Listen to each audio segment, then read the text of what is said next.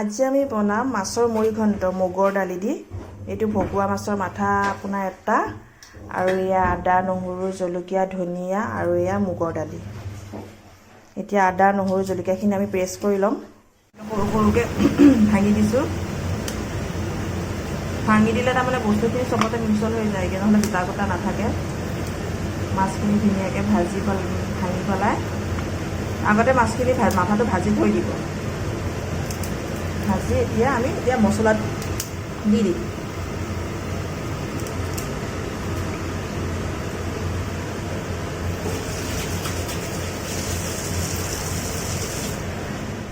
এতিয়া এই মছলাখিনি মিক্সিত মাৰি ল'লোঁ। ইয়াতে পিঁয়াজো দি দিছোঁ। পিঁয়াজ আদা নহৰু জলকীয়া সকলো দি দিছোঁ। এতিয়া এয়া কুকাৰত গেছটোত এতিয়া গৰম কৰি লৈ পেলাই তেল দিছোঁ। তেলটো এটা পৰিমাণে দিব লাগিব। তেল দিয়াৰ পিছত তেলখিনি গৰম হ'ব দিছোঁ। এয়া আমাৰ কেৰাহী গৰম হৈ গ'ল। মছলাখিনিয়ে দি দিছোঁ। মছলাখিনি দি দিয়াৰ পিছত মছলাখিনি লাৰিছোঁ।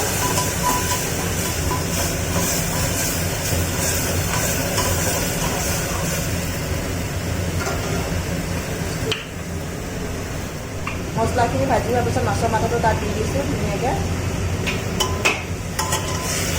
এতিয়া ভাজি থাকিব লাগিব।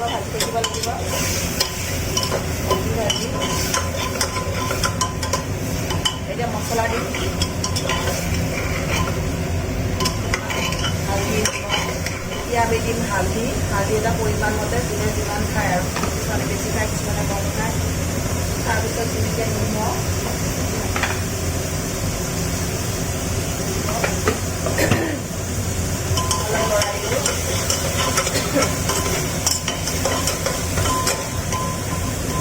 দালিখিনি আমি ঢালি দিম।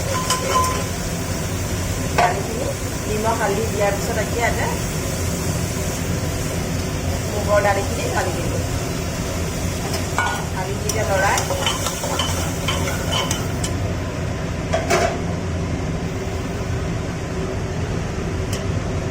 পানী দিলোঁ।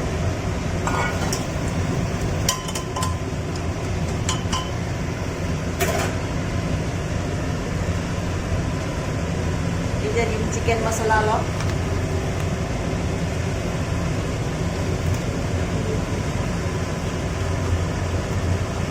গৰম মছলা অলপ।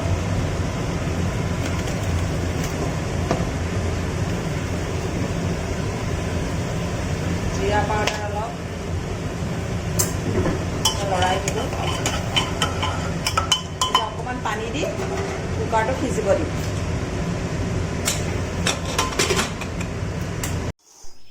এতিয়া চিটি মাৰিলে 5-6টা চিটি মাৰিলে চলি যায়। চিটি মাৰা হ'ল আমাৰ। এতিয়া আমি গেছটো অফ কৰি দিলোঁ। এতিয়া কুকাৰটো আমি খুলিম। খোলাৰ পিছত কুকাৰটো আমি খুলিলোঁ। চাওকচোন কি ধুনীয়া হৈছে। এতিয়া আমি বেলেগ এটা বাতিত উলিয়াই ল'ম। ইয়াতে আমি এইখিনি উলিয়াই ল'লোঁ। এই চাওকচোন কি ধুনীয়া গৰম ধোঁৱা ওলাই আছে। আৰু এতিয়া আমি ইয়াতে ধনিয়া ছটিয়াই দিলোঁ।